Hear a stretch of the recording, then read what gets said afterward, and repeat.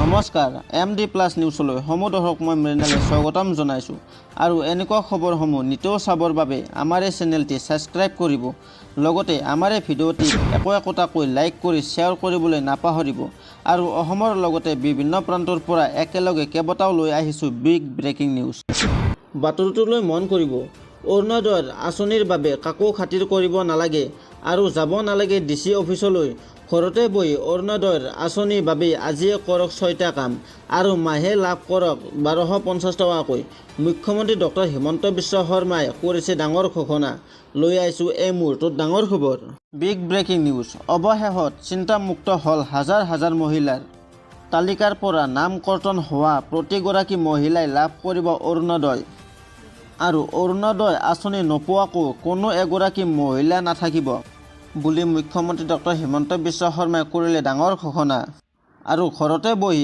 আবেদন কৰিলেই লাভ কৰিব অৰুণোদয়ৰ ধন ইয়াৰ বাবে পূৰণ কৰিব লাগিব আপুনি প্ৰপত্ৰ পূৰণ কৰি প্ৰেৰণ কৰিব লাগিব ASLRM লৈ আপুনি ডিসি অফিচলৈ নোযোৱাকৈ লাভ কৰিব ধন জনাই আছো এই মুহূৰ্তত আটাইতকৈ ডাঙৰ খবৰ ৰাজ্যৰ প্ৰতিগৰাকী জীৱিকা সখীয়ে লাভ কৰিব অৰুণোদয় আঁচনি ইয়াৰ বাবে যাব নালাগে কোনো ডিসি অফিচলৈ পোনপটীয়াকৈ লাভ কৰিব এই অৰুণোদয় আঁচনি আৰু 1250 টকাকৈ প্ৰতিগৰাকী মহিলাই পাই থাকিব হয় গ্যাস কিনিলে আৰু 250 টকা লাভ কৰিব আন এটা অত্যন্ত জৰুৰী খবৰ শিবিৰত থাকিবলৈ দিয়া নহব উচ্ছেদিতক আৰু ইতিমধ্যে জাননী জাৰি কৰা হৈছে মাত্ৰ 15 দিনৰ সময়সীমা বান্ধি দিলে আৰু 15 দিনৰ ভিতৰত শিবিৰ খালী কৰি মুকলি কৰিব লাগিব চৰকাৰী ভূমি আৰু উচ্ছেদিত শিবিৰত পুনৰ চলিব বুলডোজাৰৰ একশন যিসকল উচ্ছেদিত আছে সেইসকল এতিয়া কান্দনত ভাঙি পৰিছে যে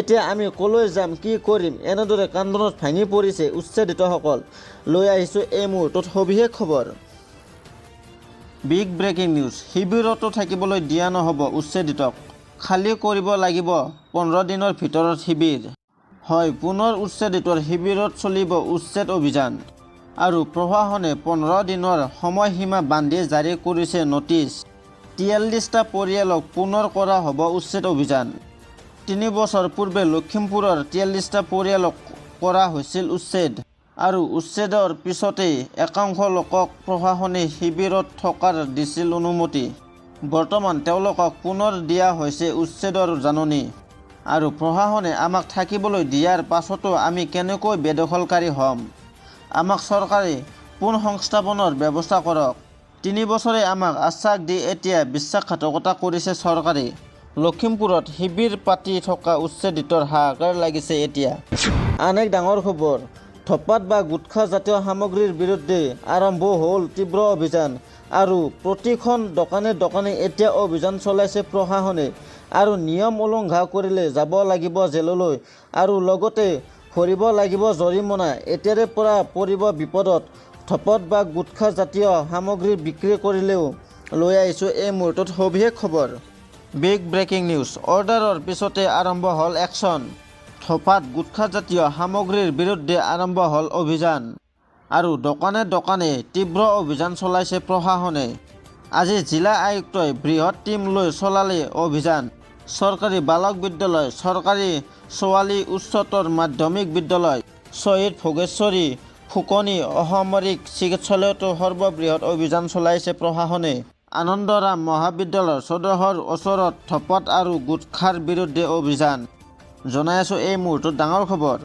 নিয়ম উলংঘা কৰিলে যাব লাগিব জেললৈ আৰু ভৰিব লাগিব জৰিমনা চৰকাৰী আৰু বেচৰকাৰী কাৰ্যালয়ৰ প্ৰাংগণত ধূম্ৰপান থু-পিক পেলোৱা কাৰ্য সম্পূৰ্ণৰূপে নিষিদ্ধ আৰু ধূমপান কৰিলে 200 টকাৰ জৰিমনা ভৰিব লাগিব ৰাজহুৱা স্থানত ধপাত থু-পিক পেলোৱা কাৰ্যত 500 টকা জৰিমনা ভৰিব লাগিব আৰু সকলো কাৰ্যালয়ে নো টবাকো জোন লিখিত ফলক প্ৰদৰ্শন কৰাটো বাধ্যতামূলক জনাই আছো অতিকৈ ডাঙৰ খবৰ বিদ্যালয় মহাবিদ্যালয়ৰ 100 গজৰ ভিতৰত ধূপাত বিক্ৰী বা ব্যৱহাৰ সম্পূৰ্ণৰূপে নিষিদ্ধ আইনগত প্ৰক্ৰিয়া আৰু শৃংখলা ভংগজনিত দণ্ডমূলক পদক্ষেপ গ্ৰহণ কৰা হ'ব বাতৰিটোলৈ মন কৰিব লাখ লাখ হিন্দু দি ভোটাৰৰ বাবে আহি গ'ল ভাল খবৰ কিয়নো এতিয়াৰে পৰা অসমত থকা প্ৰতিগৰাকী হিন্দু ডি ভোটাৰক ভাৰতীয় নাগৰিকৰ মৰ্যাদা দিয়া হ'ব আৰু যদিহে হিন্দু ডি ভোটাৰৰ নামত পুলিচৰ পৰা নটিচ আহে অথবা জাননী আহে তেনেহ'লে তাৰ বাবে হিন্দু ডি ভোটাৰসকলে এতিয়াৰে পৰা চিন্তা কৰিব নালাগে। তাৰ বাবে মোকাবিলা কৰিব বিভাগীয় মন্ত্ৰী ৰঞ্জিত দাসে। লৈ আছোঁ এই মুহূৰ্তত সবিশেষ খবৰ। Big breaking news. Lakh lakh Hindu D ভোটাৰৰ বাবে ডাঙৰ খবৰ আহি গ'ল। অসমত যিমান হিন্দু ডি ভোটাৰ আছে তেওঁলোক ভাৰতীয় আৰু ডি ভোটাৰ মানে হৈছে সন্দেহজনক। সেইসকলক বিদেশী নাগৰিক বুলি চিনাক্ত কৰা হোৱা নাই, এই মন্তব্য কৰিছে অসমৰ মন্ত্ৰী ৰঞ্জিত দাসে। যিসকলে এই ডি ভোটাৰটো উলিয়াইছিল তেওঁলোকৰ সন্দেহ আছিল। সন্দেহ থকাৰ কাৰণে ডাউটফুল অথবা ডি লিখিছিল। ডি ভোটাৰৰ তালিকাত যিমান হিন্দু নাম আছে তেওঁলোক নিশ্চিতভাৱে ভাৰতীয়। 2014 চনৰ 31 মাৰ্চৰ আগতে অহা যিমান হিন্দু আছে সেইসকল কাৰ অধীনত ভাৰতীয়। আৰু এতিয়া যদি হিন্দু ডি ভোটাৰৰ নামত পুলিচৰ পৰা নটিচ আহে তেন্তে সেয়া মোকাবিলা কৰিব মন্ত্ৰী ৰঞ্জিত দাসে। আন এটা আটাইতকৈ ডাঙৰ খবৰ। এবাৰ বিপদত পৰিব উচ্ছেদিতৰ সময়ত মৌন হৈ থকা নেতা আৰু বিধায়ক। কিয়নো 26ৰ নিৰ্বাচনত প্ৰত্যুত্তৰ দিব মুছলমানে আৰু সংখ্যালঘুৰ ভোট লোৱাৰ বিৰুদ্ধে তালিকা প্ৰস্তুত কৰি জাগিছে মুছলমান। যিসকল সংখ্যালঘু বিধায়কে জাতিৰ দুৰ্দিনত মাত মাতা নাই ইয়াৰ যোগ্য প্ৰত্যুত্তৰ দিব তেওঁলোকে। ৰেজাউল কৰিম চৰকাৰ আমছুৱে কৰিছে এটা ডাঙৰ মন্তব্য। লৈ আহিছোঁ সবিশেষ খবৰ।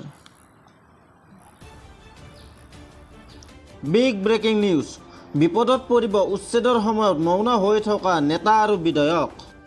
এইবাৰ 26ৰ নিৰ্বাচনত প্ৰত্যুত্তৰ দিব মুছলমানে আৰু সংখ্যালঘুৰ ভোট লোৱা নেতাৰ বিৰুদ্ধে তালিকা প্ৰস্তুত কৰি জাগিছে মুছলমান। জনাইছোঁ অতিকে ডাঙৰ খবৰ। উচ্ছেদিত সংখ্যালঘুৰ হৈ মাত নমতা নেতা আৰু বিধায়কৰ বিপদ নিশ্চিত। আৰু সংখ্যালঘু ৰাইজক উচ্ছেদ কৰিছে কিন্তু আমি গোলাম হিচাপে জীয়াই নাথাকোঁ। আজি যিসকলে মাত মতা নাই সেইসকলক চিনাক্ত কৰি আছোঁ, এই মন্তব্য কৰিছে ৰেজাউল কৰিম চৰকাৰ আমছুৱে। 26ৰ নিৰ্বাচন আহি আছে। কোনে মাত মাতিলে কোনে মাত মতা নাই তেওঁলোকক আমি চিনাক্ত কৰিছোঁ। আৰু আমাৰ মৃত্যু হোৱা লোকসকলৰ কাষত কোন থিয় হ'ল, উচ্ছেদিত পৰিয়ালৰ কাষত কোন থিয় হ'ল সেইসকলক আমি চিনাক্ত কৰি ৰাখিছোঁ। 26ৰ নিৰ্বাচনত দল নহয় আমি ব্যক্তি হিচাপেহে নিৰ্বাচন কৰিব লাগিব। আৰু যিসকল ব্যক্তিয়ে আমাক প্ৰতাৰণা কৰিলে তেওঁলোকৰ হিচাপ হ'ব। সংখ্যালঘু ৰাইজৰ ভোট লৈ দিছপুৰত বহা সেইসকলক আমি কেতিয়াও সহ্য নকৰোঁ। যিসকল সংখ্যালঘু বিধায়কে জাতিৰ দুৰ্দিনত মাত মতা নাই ইয়াৰ যোগ্য প্ৰত্যুত্তৰ তেওঁলোকে পাব। সংখ্যালঘু ৰাইজ ৰাজনৈতিকভাৱে পৰিপক্ক হ'ব লাগিব, গোলাম হিচাপে জীয়াই নাথাকোঁ। যিসকলে আমাৰ কাৰণে কথা নকলে, যিসকল আমাৰ কাৰণে থিয় নহ'ল তেওঁলোকক 26ৰ নিৰ্বাচনত প্ৰত্যুত্তৰ দিম, এই মন্তব্য কৰিছে আমছুৱে।